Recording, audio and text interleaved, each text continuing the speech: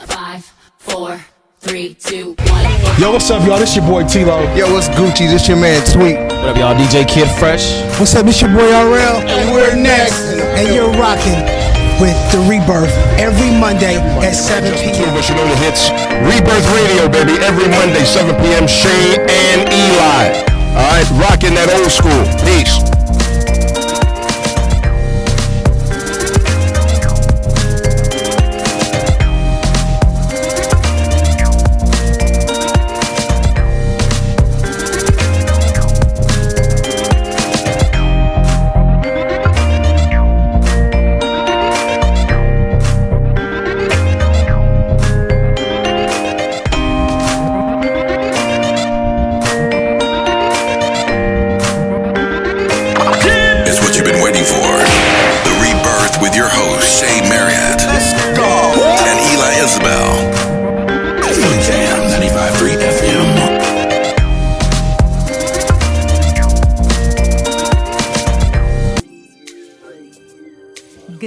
Welcome to the Rebirth. Happy Monday. I'm your host, Shea Marriott. And it's your boy, Eli Isabel, a.k.a. The South Got Something to Say. I love it. Happy Monday, Shay. Happy Monday, E.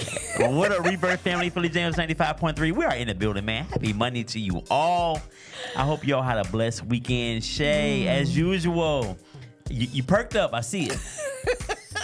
You weren't supposed to tell the people that I wasn't unperked. Well, I kind of left that to their imagination, I guess. I didn't technically say it, but you told them now. Listen. How was your weekend, man? So I had a good weekend, but I am exhausted, right? I had a good weekend, y'all. So it was Dell State University homecoming. Go Hornets. And I had an amazing She's all in. time. Yeah, I had fun.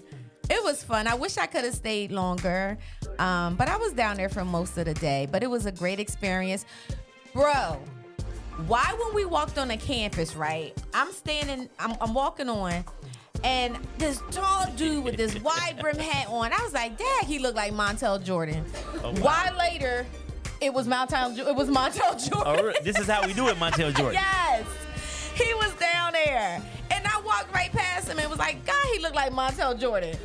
And didn't realize until later that it was him. So, yeah. What was he doing? He must have performed. I think he may have performed for the old school. Yeah, but Dana Dane was performing when we came in. Oh, wow. He was performing on the stage, but I don't think people knew who he was. They had an outdoor stage? Yeah, right on the basketball courts. So, the kids did not know who Charlie he was. Mack was there. Okay. Mm-hmm. Yeah. Okay. Yeah, the kids didn't know who he was because Xavier was like, I don't know who that is. I was like, Lottie Dottie. He was like, yeah, okay, Mom. Negative. Nothing like that to make you feel your age. Right? Damn. Listen, but it was good. Had a great time. Hung out with Meshach. Okay. Yeah, shout out to Meshach. You That's know, what's up. he made sure I was good. As soon as he saw me, hey, open bar over there, sis. He took care of me. But that's family, right? So No doubt. Yeah, so shout out to him. Best Kept Soul was performing. Okay. On the side where Meshach was at their event. Wow. So yeah, it was pretty cool. That's dope. Yup. What about you? Oh, man. So Friday, of course, is my daughter's homecoming football game. Oh, she's a cheerleader. I keep people say she play football. No, you stupid, man. She's a cheerleader. But so she's at every game, which means I'm at every game. Right. And then Saturday, it was the homecoming dance. Yeah. She was asked to go to homecoming by one of the captains of the football team. Nice. Okay. Yeah, so go Hallie Rose. Yeah, so the captain of the cheerleading team and the captain of the football team went to homecoming. Okay. Oh, she's the captain of the cheerleader? Yeah, since 10th I didn't grade. know she was the captain. Yeah, last year. You better go, girl. That's what I'm talking about. Yep. She's El Capitan. That's what's up. So he and we had been trying to figure out how to, because I told him when she first told me, he did the whole little homecoming proposal with the poster board and everybody at school. I said, well, tell him he need to come see me. Mm-hmm. And you know, my work schedule was crazy, and he has football practice after school every day. So it was like, I said, well, tell him, because I said I need to see him before homecoming. And so tell him we can do a FaceTime. I'm okay with that. And so she told him, he says, no, tell your father that I want to meet him face to face. That's what's up. And I was like, I respect that. That's what's up. So Friday night after the football game, we're always in the parking lot tailgating and hanging out. So we're back up there. So Here they come walking toward me. He's still in his uniform. But he had his shoulder pads off. But he comes up and he's like, how you doing, Mr. Isabel? I'm Taj. Okay. Firm handshake, eye contact. Okay. The whole 9 yards. Nice. I'm like, oh, wow. I'm impressed by that because Yeah. the average kid don't even, that's the basics and they don't know it. Exactly. And so we had our little conversation. I said either he's really a truly respectful kid or he needs an Oscar because he got me. Very good. And then when he showed up, so he comes up, he shows up Saturday. Comes to the house to pick her up. He gets out of the car, has flowers. He comes up, we take pictures and whatnot. How y'all doing? Mr. Bell, how's it going? Blah, blah, blah. I said, listen, I need her home by 12 o'clock. He says, absolutely, no problem. He had her home at 11:39. That's what's up. Yeah, That's very what's nice up. kid. But he's a senior. And she's a junior. So I said, so what's she going to do with this? She was like, nothing. He's about to go to college. What I'm trying to date him for. I was like, you know what? There you go. Okay. No false nothing. She looked beautiful too. Thank you. Yeah. What up, Levante? Levante said, but she could play football if she wanted to. I'm just saying, yes, she could. She could. Girls can do She anything. could. That's right. That's right. Shout out to Taj. Respect, Yeah, very man. good kid, man. Very Absolutely. respectful. It's important. I was like, dang. Well, I wish you would. If you want to have a boyfriend, I would like it to be him now. Right. Yeah. Now you gonna be stalking Taj. Nah, I ain't gonna. I'm gonna let him be great. But I told him, I said, listen, she's leaving happy. I want her to come back happy. I said, I don't want her Right. spirits to be dampened. He was like, you say, absolutely not. I got you. Good. I was like, all right. And she had a good time. Go forth, young man. They went to homecoming dance and they went to dinner afterwards. She was texting me and her mom was on a location like the FBI agent. Yeah. I said, heard "They're Priscilla in the fine. background They're on the fine." video. Oh, I'm my getting God. emotional. I don't know. I didn't really listen to the video before I posted That it because was I would have put funny. some music on it because she was killing me. I said, ma'am, please calm down, ma'am. But this is the last piece to the pod. Yeah. So it was great. And here's another great thing. Her sister and her brother, they were on FaceTime as we were doing the Aw. pictures and everything. Everybody was kind of a part of it in their own little way. So, Nice. yeah, Nice. so that was That's my special. weekend. Being a father Congratulations. with a kid going to homecoming. Absolutely. With a date. Yeah. Damn it, man. Oh. But yeah, that was it. You're a for me. good dad, though. So Thank you. You taught her well, so she's gonna be fine. I hope so. I pray. She is. I pray. Yeah. Yeah. You gotta worry about that. All right. So that was my weekend. Okay. In a nutshell. Yes, it Okay. was. All right. That's what's up. Yes. So we're gonna get into Yes. right here, right now. We can get into because the right here, right now. I want that to feed into kind of a little bit of what we're gonna talk Okay. about. I know we got several things we're gonna talk about tonight, but first I'm gonna do our real quick Black History fact. So I'm watching Vlad TV, and I realized that one of the longest tenured Black actors that probably has not received his flowers is Garrett A. Morris. Oh, from Martin. Is that the man I from think Martin? our generation knows him from Martin and Stan. Yeah. But our parents know him from Cooley High and Saturday Night Oh. Live. And he was on another show on the CW network. These two broke girls. This was like a white sitcom. Was it called Two Broke Girls? Two broke girls. So yeah, Yeah. they were waitresses. These two white chicks, they were waitresses. But anyway, I thought you were saying these two broke girls. No, And that's I'm the name of the like, show. That was the name of the show, right? Yeah. yeah. Okay, go Born in New Orleans, Louisiana in 1937. Wow. Yeah. He is still with us, man. Still in his right mind. So I watched his interview and he was talking about everybody he's worked with, from Sherman Hemsley. He was on Different Strokes when Arnold. He was talking about the rise of all these people that he saw that he worked with over the years. Glenn Turman, all of the people from Cooley High, and all of the people from Saturday Night Live in the early 70s. He was old when we were still young, like Morgan Freeman. Like Morgan Freeman was old when I was young. I think Morgan Freeman was born 40. I think when he came out, he had a great goatee. And he was 40 already. What's up, Sherry? What's up, Delisa? Thank you for tuning in. Hey, y'all. But, I don't think Morgan Freeman ever gonna die. He just not gonna die. He's not. Now, damn. He's God. Now tomorrow, you gonna wake up tomorrow. Damn. Man, you know what happened to me one time? I was talking to one of the kids I work with, right? And they was talking about this kid. They was like, this guy, Pop Smoke. And they was showing me these videos of him, right? And I said, damn, he look like he gonna die any day now. The Yeah, next I remember day, he you got said that. killed. Yeah. So I don't say nothing about, because he was so gangster and acting so, in the video, I was Yeah. like, yeah, he's going to get killed. Oh, and I just man. said it to the kid. And so I don't say nothing else about when somebody's going to die no more. Yeah. I'm done.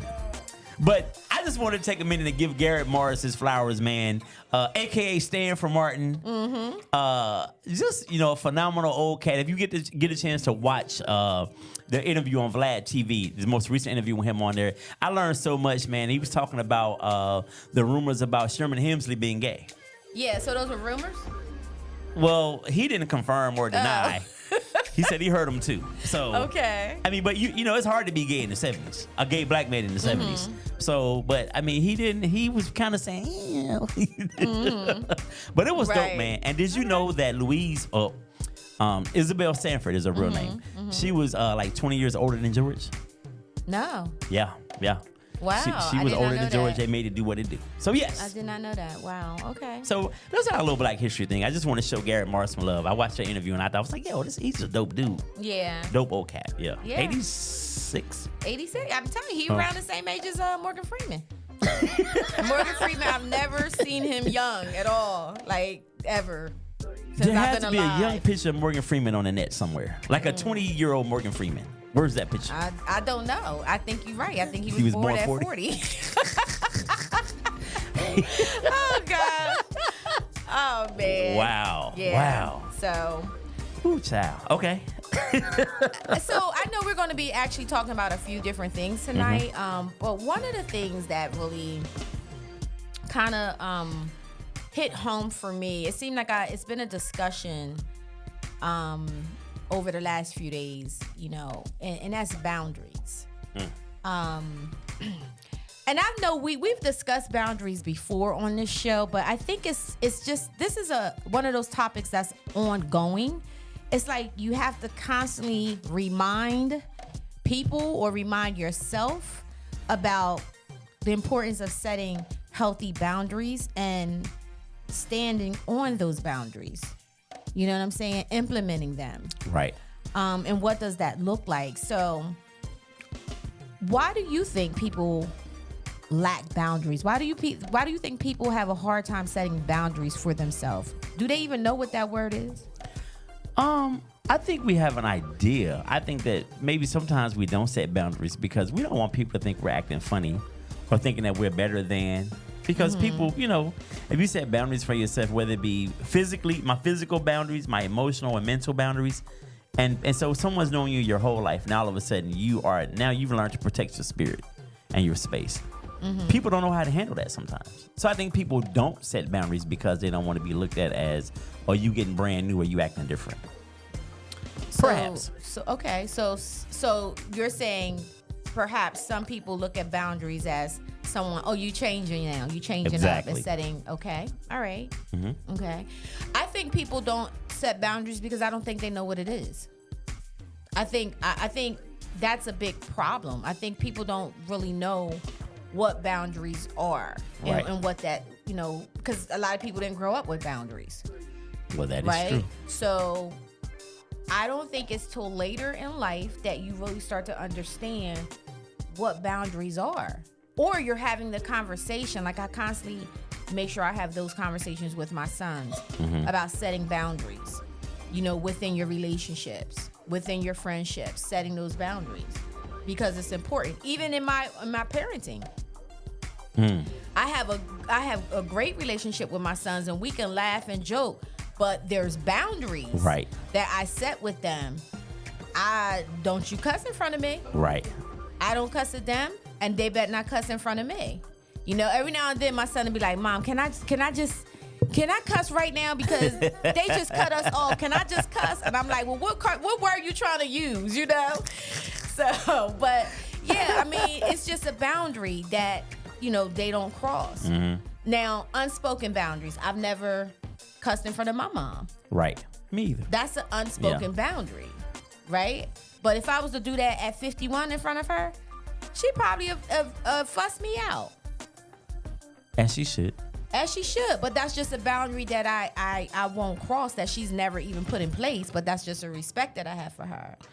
And boundaries come from, so in this instance, boundaries do, maybe in all of them, but in this instance, your boundaries come from the respect you have for your mother. Mm-hmm. And there's certain things you don't want to do or say in front of her. So, and I think that has been lost because I think a lot of parents do stuff with their kids that I guess it kind of makes a boundary evaporate. Like if you're doing things that you would do with your friends now with your kids, I think the boundaries slowly disappearing. Like if you start to include them on things that you would do with your adult friends. Right, absolutely. So yeah, Absolutely. I agree. You have to definitely keep a little space in between you and them. Yeah. Because it will upset the balance of the relationship. Yeah. Delisa said, you're so right. People lack boundaries, but they are so important. I grew up with boundaries. Yeah. Can you put in the chat one boundary that you grew up with, Delisa? I'm just curious. What's up, Priscilla? Priscilla says, I agree. Hi, Regina. Thank you for tuning in. We missed you at Rebirth Live, love. That's the first one you missed. We got to talk. What's going on?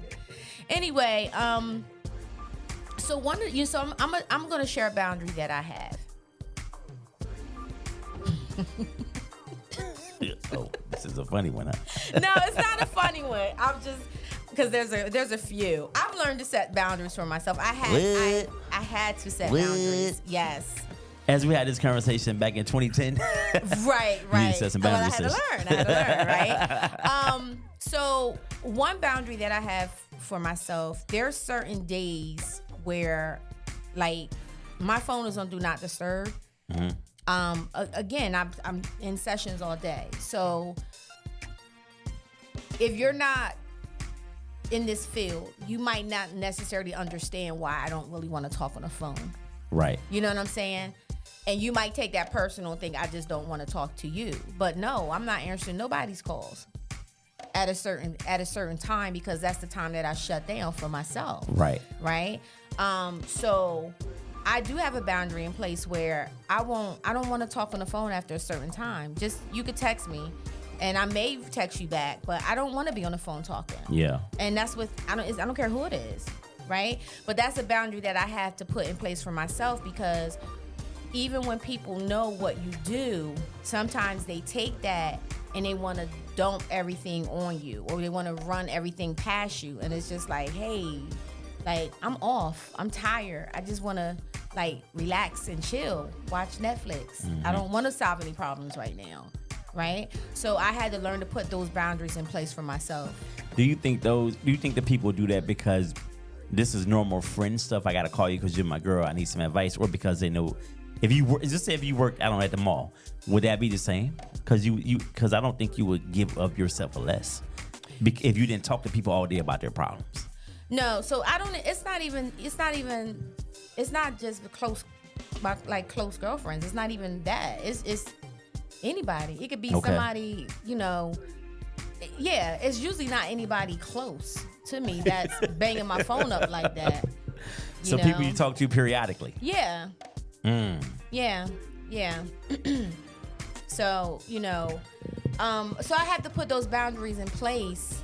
And it's not that I don't want to talk to them, but it's just that at certain times I don't have the capacity, and I know I don't. Right. So I'll get back to them. But I do think that because of what I do, people tend to feel that you can solve and guide them through everything. Yeah. And that's friends and family. Yeah. You know what I'm saying? So. And I was gonna say I think that I'm slowly making my way to. And here's the funny part about boundaries: you don't even have to announce it. That's a beautiful thing. Hopefully, people eventually get it. However, I think that for me, it's like with my with my family, not like within my house, but my extended family. I think that there's always so much going on with them from Arkansas to Delaware that I have to really disconnect from it sometimes. And it may look like I don't care, or if I don't comment on something on social media, or if I don't call right when, because there's so much I just feel like that is so much going on all the time in their lives. Like I just be like, how did they do it? Yeah. Because I really pride myself on having peace. Yeah. Like I have for the most part, I have a peaceful. Thank God, Yes. knock on wood. I have a peaceful life, man. And people, I don't think they intend to disrupt it. It's just how their life goes. Yeah. So I have to like put that in place for myself. Yeah. I think, and I'm learning. I have learned to do that. Absolutely. I just let them. I hear something, I be like, ain't nothing I can do about it. Yeah. Yeah. Where there could be, I could probably do something, but I'm not. But you're not. Yeah. Yeah. Because and that's a whole nother, because that's going to be the next thing about how we enable people. Mm-hmm. Right? That's going to be we're going to move over into that. But, so Delisa says her boundary was single people could not sleep together in the same bed in my house growing up. And I still keep that same boundary in my home. Yeah. I remember that one. Yeah. Yep, that was definitely something back in the Well, no back in the boyfriends day. even. I had a lot of sisters. No boyfriend even spent the night. If they were to be in the same bed together, they weren't gonna be in my mama's house. That had to happen elsewhere. But yeah, I don't remember any dudes. My mom never even had a man over. Like after her, and, there was no other man that came and spent the night. She might have had a gentleman call her come by, but that shit was in the living room. Yeah. Where we could all see. Yep. So, yep, I'm with you on that. Levante said, wait a minute, there's a couple here. Okay, wait a minute. She says, I have a current boundary of knowing that I am at capacity. So when people ask me to join certain committee and organizations, I have to say no, because I also know I am not able to give 100%. That I'm so... They should appreciate that too. Yep, I feel you on that one. Regina says, I truly understand what you are saying. Time to decompress is so very important for you, for your mental health and well-being. Absolutely. What else we have? You want to read Levante's next? Yeah. Okay. I just laughed at your mom's response. When I had my son, I also placed a boundary initially that people did not take well, and that was not posting him or that I was pregnant for that matter. I just wanted that time to be sacred for me. I did not want to share it with social media world until I was ready. Yep. That's because you're famous and you do what celebrities do, Levante. It's okay. People got to pay for them pictures later on down the line of paparazzi. I dig it. That's right, sis. I know that's right. And my mom says, yes, this is what I have learned from Miss Marriott, but she does text me later. I do text you You later, better Mom. pick up that phone I do. for Miss Eileen. I do. Stop playing. Don't put her on D&D. Mom always texts when I'm in a session. I'm like, Mom, I'm in a session. It's usually when I'm just logging onto a session. So, You know what my family does? They're in the middle of the day. They'll try to do a group call, like a meet call. Mm-hmm. I'm like, yo, I'm at work. Like, what are you like, y'all? None of, and I think about it. Everybody on that call don't have a job. They either retired, yeah. on this, like something that they don't work Yeah. every day. I'm like, Yeah. I'm at work, bro. Yeah. You be starting to call Yeah. up. This is Sunday, remember? One of the things that I practice a lot, and I try to empower my clients to do as well, is people have a hard time saying no. And if they do say no, they'll say, no, I'm sorry. But you don't have no reason to be sorry for Right. saying no. So I always try to keep this in mind. When you're saying no to someone, you're saying yes to yourself. Because someone is That is getting true. a yes when you're saying no. Someone is getting a no when you're saying yes. So Yeah. if I'm saying yes to you all the time, then I'm constantly saying no to myself. That's true. And I don't think people really look at it that way, right? And people will abuse that privilege. Yeah. I agree. Yeah. What up, Corey? How you doing? My boy from Florida, stepping in from Mark? Mark Harris. What's up, Mark? Thanks for tuning in. What up, player? He says boundaries are fluid, built by circumstances and decisions. Like relationships, they change as we age and experience. The uniqueness makes you you. I agree with that part. As we Absolutely. age and get older, it's certain things that we would deal Yeah. with and put up with that now. I don't have can't the patience. tolerate. I listen, and sometimes I don't realize. Like, I know that my tolerance has changed, but that's why it's important to pay attention to your body. You know what I'm saying? Like, when you're starting to feel uncomfortable about something, like, you gotta tune in. Right. And one thing I've learned about myself is at this age, I can't swallow certain things. So I'm gonna I'm gonna give it to you. And I'm gonna give it to you respectfully, but I'm going to let you know that this is not gonna work for me. Right. And it's okay if it works for you, but I will not be participating in it. Right. So I'm For very example. clear about that. No, we ain't going there. We ain't going there. But I am very clear about that. So being able to understand what your limit is. That's true. Is very important, so you're able to convey that to others. But you have a lot of people that they don't want to be upfront about how they're feeling, and they will participate in situations that don't serve them, or they don't want to be there on the strength of, because that person asked me to do it, I'm going to continue to do it. I'm going to continue to do it. Do you find there was a time, I know for me, I used to feel like when a lot of people called me or needed me, it made me feel important. So I sacrificed my peace of mind and my boundaries for the sake of feeling important. And that was something that I had to, whatever I was lacking, that I needed to fill in that little space with. Right. I did that. But there was a time where I felt like, if I feel needed, then I feel important. So even if it chipped away at me emotionally and mentally, I was on it. Like, if you needed me, I'm coming. If you need me to call you back, I'm calling you back. Yeah. Not now. Yeah, I don't want to feel needed now, right? I want to feel not needed, okay? Exactly. Like, leave me alone. We got a lot of people tuning in. Go ahead, get them comments going. Let's see. Corey. Corey. Okay. Yana says, agree. Boundaries are necessary. That's my baby in Atlanta. What up, boo? Hey, Yana, how are you? Corey Wilkinson. So Sherry Monet Starling Morris.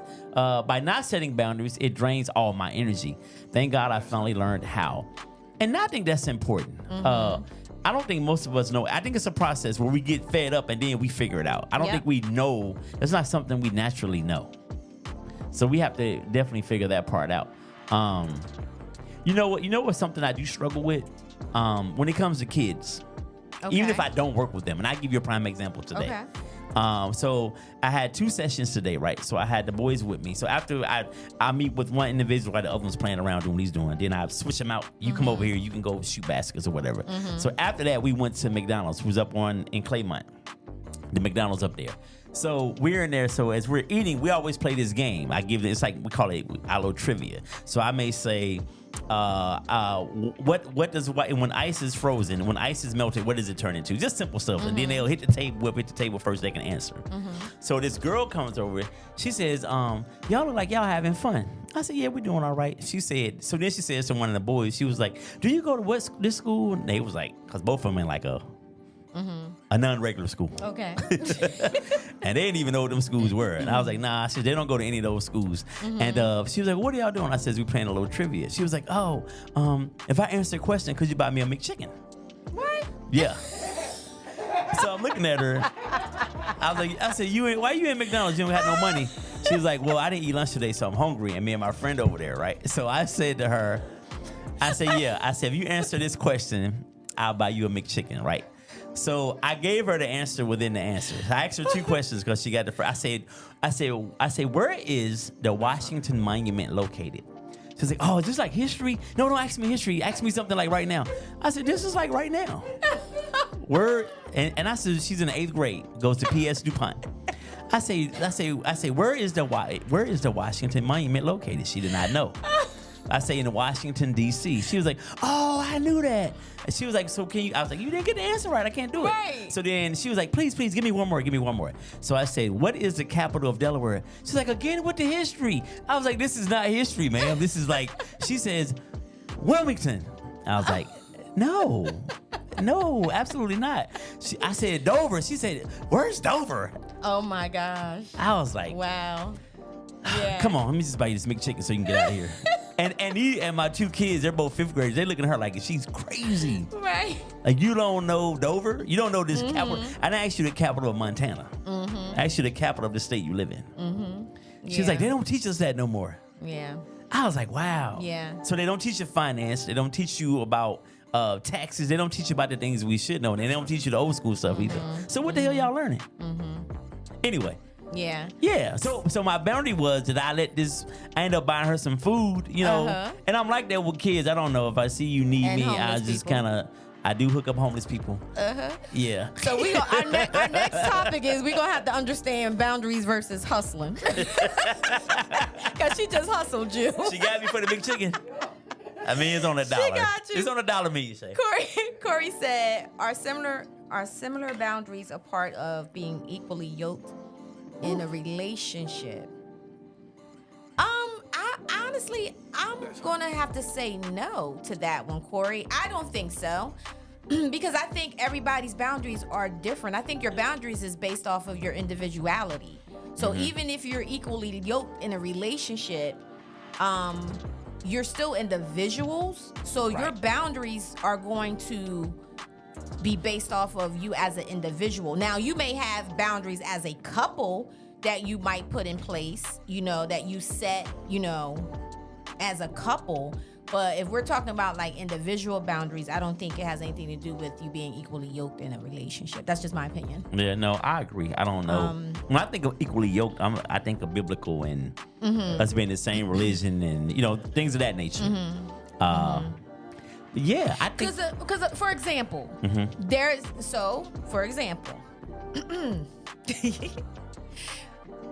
okay. Boy. Since you went there, Corey.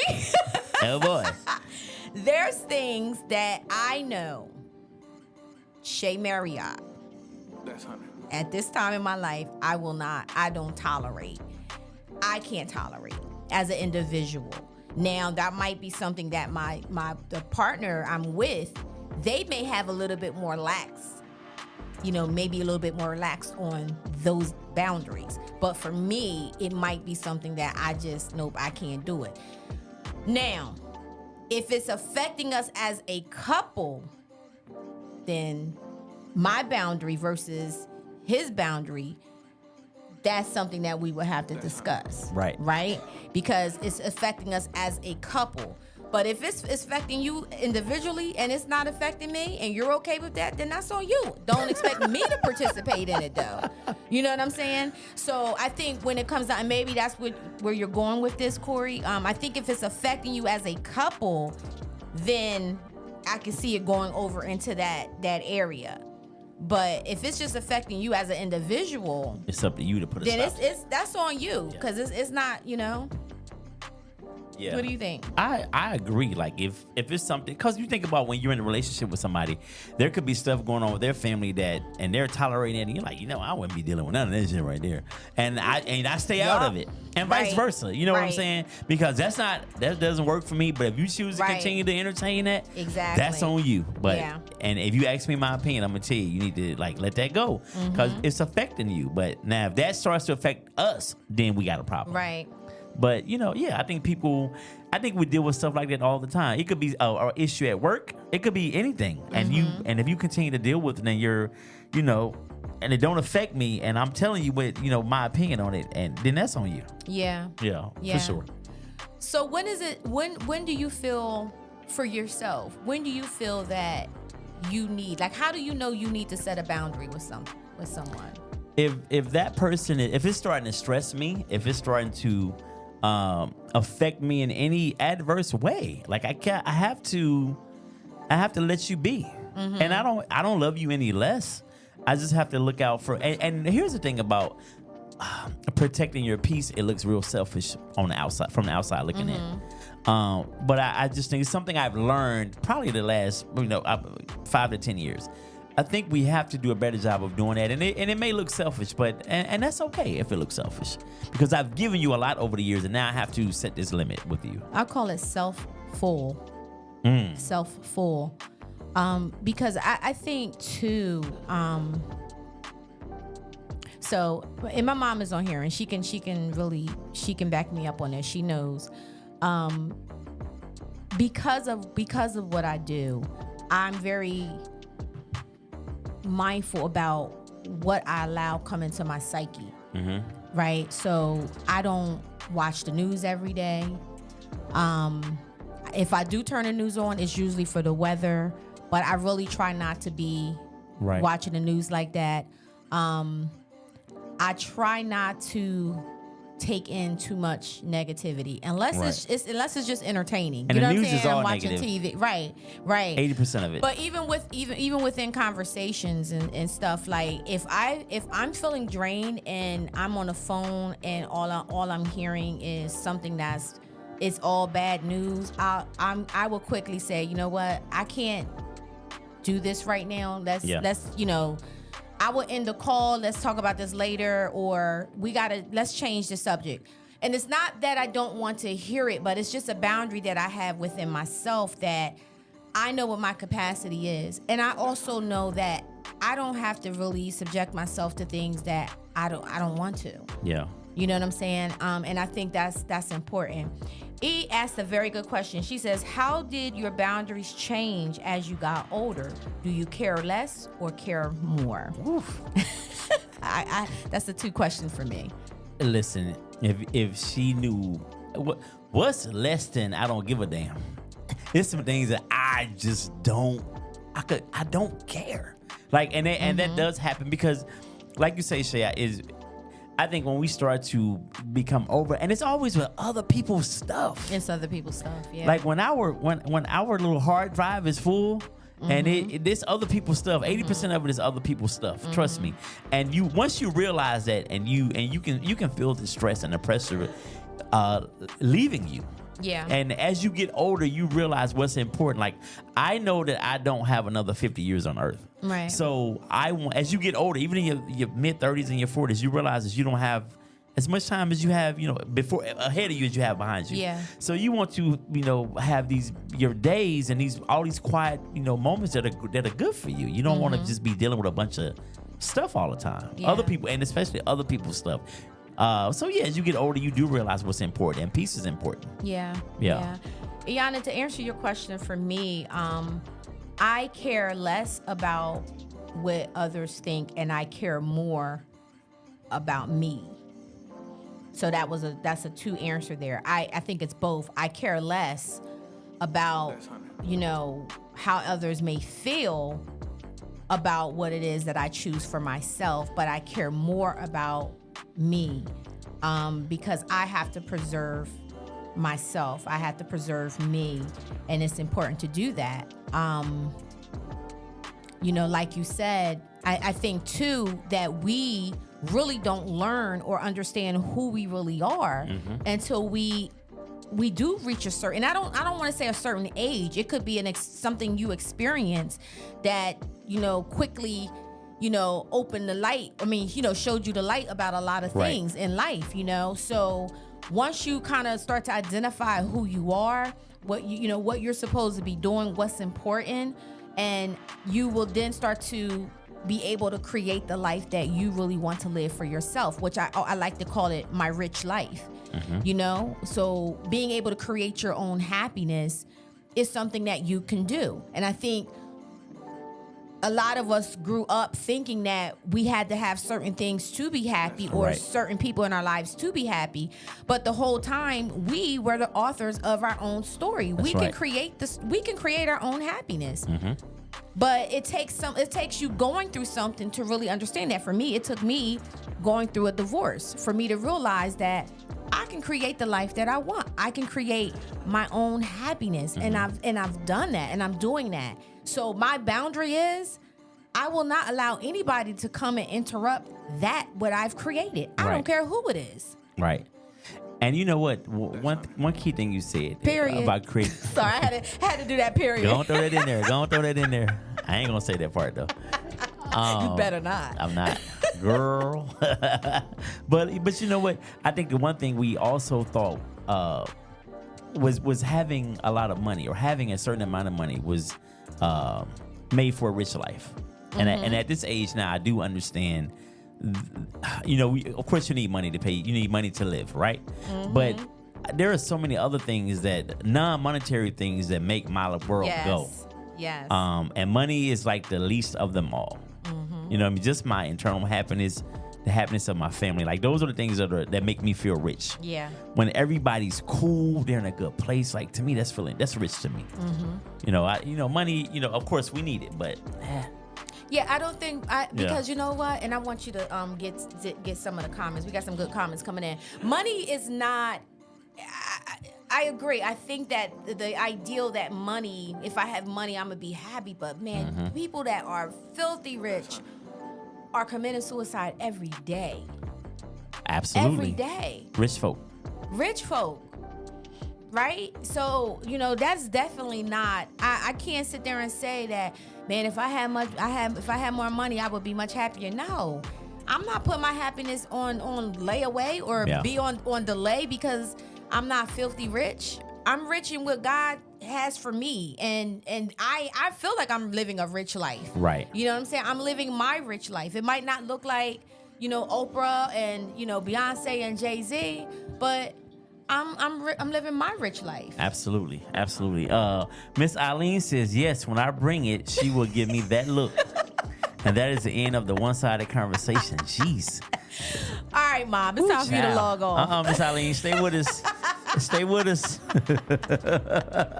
Levante said, Mom is cracking me up tonight. Miss, we was on one.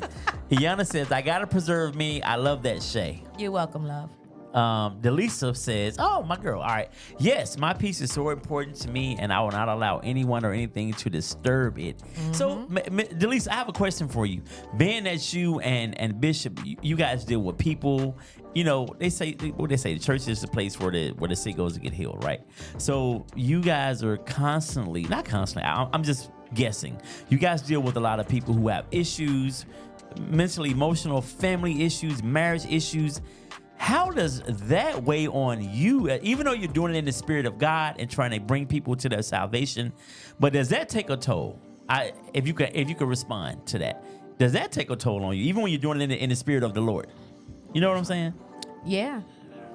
That's when she'll be like, Nut, we need a lunch. She got to decompress. We need a lunch. But yeah, put it in the chat, Delisa. Your answer to that. Wow. All right. I think we caught up right now. Yeah. On the comments. Thank you guys for being active tonight. Yeah, for I definitely sure. appreciate y'all, man. See, and you know what? This wasn't even something that we planned to talk about tonight because we actually had a guest tonight, guys. And unfortunately, I think there was a transportation issue, but she was not able to make it tonight. And it was. And I'm not saying this jokingly, okay? I'm really being sincere when I say this, but it was laid on my spirit to talk about boundaries because I just felt like over the last couple of days, boundaries have been like a big thing. It's been a big thing. The Lord laid that on your heart. So it was laid on my spirit. So she says, just like you guys, it takes a huge toll. So we set boundaries as well. Mm-hmm. So okay, I have a follow-up question to that. Oh Lord. So I want to understand what that looks like when it's a church parishioner from your flock who needs you. Like, how does that? Because I think that's a different level of responsibility than you and I saying, well, you got to call crisis because it's after hours. You know what I'm saying? Yeah. Like, that's a different level of responsibility to me. Right. So we can say call 800, blah, blah, blah, and they got to do that. Yeah. So while she's answering that question, I know that over the years I've done a lot of work with churches, local churches, including Bishop and Pastor's Church, in regards to trainings, and because I know for them, they both understand what might be something that's more of a mental illness versus something that they can handle, right? So we kind of use this word in our practice when we know things are out of our wheelhouse, right? So being able to know that this requires something a little bit more than what I can give. They're very good at referring or saying, hey, can you connect me to a therapist for this person or something like that. And vice versa. There's been people that I've worked with that we've done our therapy portion, but they're dealing with something spiritual. They need the Lord. As to when it comes down to what their role is as a husband or a wife. And because I know that's something that they want to focus on, then I will refer them to Bishop and Pastor, because that's what they do. Right. You know what I'm saying? So, you know, I think that some churches are becoming more aware and are incorporating mental health as part of, you know, some of their programs. Not all, but a lot of them are. And I know Levante's on here, and I know she's also have worked with churches in the past as well. Right. Of just normalizing mental health in that community. So it's important. Yeah. All right. Yeah. Yeah, so for me, and I'm gonna find me a church home at some point here. That is the goal. Excuse me. Oh, you're good. That is the goal. And I don't know what's really stopping me. I you know, I do know what's stopping me. I think I keep looking for my church back home that I grew up in. Oh. And I know for a fact I'm not gonna find it out here. I'm not gonna find that little intimate space with these good old country folk in there. And you know, we're not talking prosperity. People are actually trying to save your soul. You know what I'm saying? And there's nothing wrong with all of those things right there. But I think I'm stuck in a time where, you know, because I'm stuck in a time where life was good for me. What? Okay. Oh man, I'm looking at the second comment, but go ahead. She said she know what's stopping you. LOL. But yeah. I don't even know. Well, you can tell me, but not on the chat. So Delisa says she was responding to your question, Eli. She said wait a minute. When it's over our heads, we will refer them to the professionals. Also, after giving certain advice, we will not deal with any other issues until they have followed the first set of instructions. Because some will just waste your time because they want someone to talk to. Absolutely. Wow. Absolutely. Okay.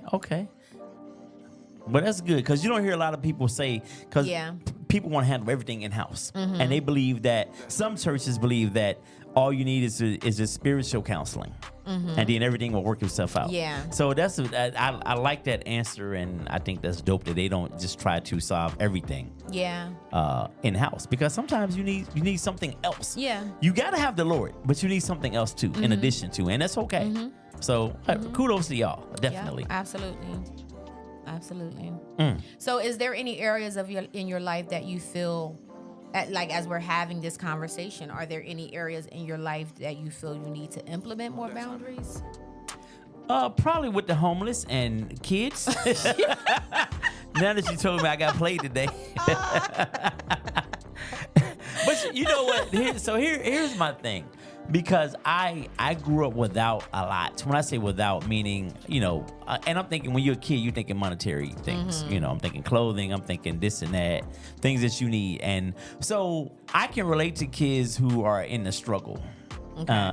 And the struggle today is more pronounced because of social media. You can, like, I struggled in Turl and only people in Turl knew it. Right. Now, if I struggled in Turl, people everywhere could know it. Right. So it's a different kind of struggle. So I think, you know, I've bought school uniforms. I've done all kind of things that if the state of Delaware knew I was, they'd be like, no, you can't do that. You're crossing boundaries. But I don't care, because sometimes the right thing to the state of Delaware, I mean, the wrong thing to do to them is really actually the right human thing to do. Like, if we're here to help people, let's help them. But it's up to us to know if we feel like we're being misused in the process. Right. But when it comes to kids, I don't know. I just feel like, especially somebody that reminds me of me and a little struggle. And today, I bought a large pizza for a family. One of the other kids said he was hungry. So when I said, they was like, you know, Mr. Ed, can you hook me up with some grub? This is what I was taking the one kid with me that I work with. Yeah. I says, when I come back. So after we did my thing with the brother, I got a large pizza for everybody. So I don't know. It's just a thing for me. And I don't know. I would feel bad even if you're misusing me, that's okay, because I did it from a good place. Absolutely. So that's going to be your thing to deal with later. Yeah. Because I did right by you. Absolutely. In my mind. So, but yeah, I got to set these boundaries with these cheering and and the homeless people. I bought a dude a cup of coffee outside of Wawa this morning. A dude. That's nice. I'm gonna spend about $25 a day on people that I don't know. I'm gonna follow him around all day, right? That's what I'm gonna do. I'm just gonna show up in areas that you go. You go to Wawa. Where else you be at? No, I'm not telling you. Listen. Look at Priscilla. Say, Mary, I'm cutting off his money. But, and you know, and even Priscilla's gotten better about She used to be like, hell no, you ain't giving nobody no money. I don't want them. They might touch my hand. I'm like, yeah, you stop all that. So even now, she'll tell me, oh, guess what I did today? Or she'll just casually mention. I'd be like, okay, you coming around. You know, if people are scamming, let them scam. If I give you $2 and it ain't gonna hurt me, that ain't my last $2. Yeah. So I mean, if you gonna go get high with that, maybe that's one less scandalous thing you got to do to get that $2 to hurt somebody else. So I mean, it is what it is. Yeah. Yeah. I don't know. Yeah. Tasha, you got any boundaries? She said no. She can't think of none right now. Tasha, you got no boundaries? That's a problem. Levante said, listen, it's people like you that we need. Keep doing the beautiful work. Eli Isabel. Well, thank you, Levante. Oh, heart. My hype woman. Your hype woman. Yo, that video was hilarious. It was hilarious. Levante had me going. Yeah. Had me out cutting up on that hip, girl. So while we're continuing the conversation, is there ever a time where you think that you shouldn't put boundaries in place, or your boundaries need to be checked? Is there ever anything that you could think of? What about thinking about like it's too hardcore? Like yeah, like is there something that maybe, like, just think about a couple or someone that's married and well, I've said this before, but I think I'm softening in my approach to this because I've said on here before that, like, I used to have a thing where I only wanted to work with like black kids, right? And I used to be like, if you're white and you are struggling and you're out here doing crazy stuff, it's your fault because you're white and you're wasting your whiteness. You're wasting your privilege. You're wasting your privilege. What you're saying. Yeah, Okay. like. Why are you doing all this nonsense when you don't even have to do any of that and you're gonna be okay? So I used to be like, you come from a 2-parent household, your parents have money, you're stable, you should be fine. But I've learned over the years, those things really don't matter. And I used to want to pour all that energy into black kids who came from a single home, who struggled. But I've learned that I had to put that down. I've learned that, kids are kids and circumstances are circumstances regardless of your race and your socioeconomic position. And most kids are in a way because of their parents, not necessarily because of the circumstances. Financially, they're okay, their life's not going to get cut off, they have plenty of food, but it's 1 million other things that have them jacked up. Yeah. So I had to get that out of my head. I guess that was a boundary that I had to it was kind of like, damn, don't give me no white kids. I just wanted, because I feel like they're going to be okay in the end, but they're not if they don't get what they need. So that's one thing, I guess. Okay. That sound harsh? No. I mean, I think that's part of being self-aware too, right? Yeah. A lot of times our boundaries do come in place when we become more self-aware. Either we implement them or we remove them, because maybe we do have a boundary that's a little bit right too harsh, and we have to remove it. But so what happened? Read Tasha's comment. I need to set boundaries. I feel like if I set boundaries, I wouldn't be accepted. I think that that's real though. She said Some people #my feel issues. that way. No, I definitely think that that is a real thing. Wanting to be accepted, but so if you was to come in my office, then I would have been like, okay, so when was the first time that you felt not accepted?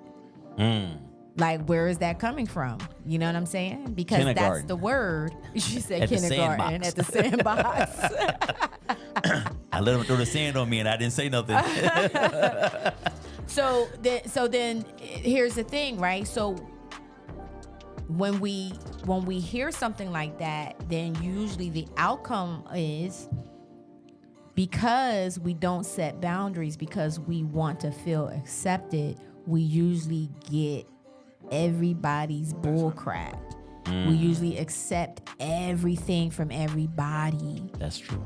And it puts us in a state of depression, hurt, pain. It's coming out somatic wise. We got high blood pressure. We got all kinds of stuff going on, headaches, because all of that stuff builds up. it builds up. A lot of people walking around with high blood pressure, migraines, all kind of different physical ailments, and it's honestly coming from stress. Other people's stuff, not Other necessarily people's yours. Stuff. It is other people's stuff. Hey, Sharon. Sharon says, at Tasha, people who don't accept you because you have set boundaries are only offended because they can no longer use you for what they need. You have to set boundaries to keep yourself sane and safe. Absolutely. Agree. Absolutely. That's the OBM. Yes. I know who Sharon is. Well, listen, can I tell you this quick thing I saw really quick before we get out of here? What's that? So I'm gonna make this really quick, and then we'll wrap up on our topic tonight. So I watched this documentary over the weekend. Huh? You set a boundary for us to wrap up. No. I'm I'm just saying. I know we're getting go close. So it was called the Cotton Picking Truth. Oh yeah. Still on the plantation. Have you Yeah. seen that? No, I haven't. So it's about this lady. This documentary was done in 2008. It's about this lady down in Mississippi who was still a slave in 1960. So that's a whole nother thing right there.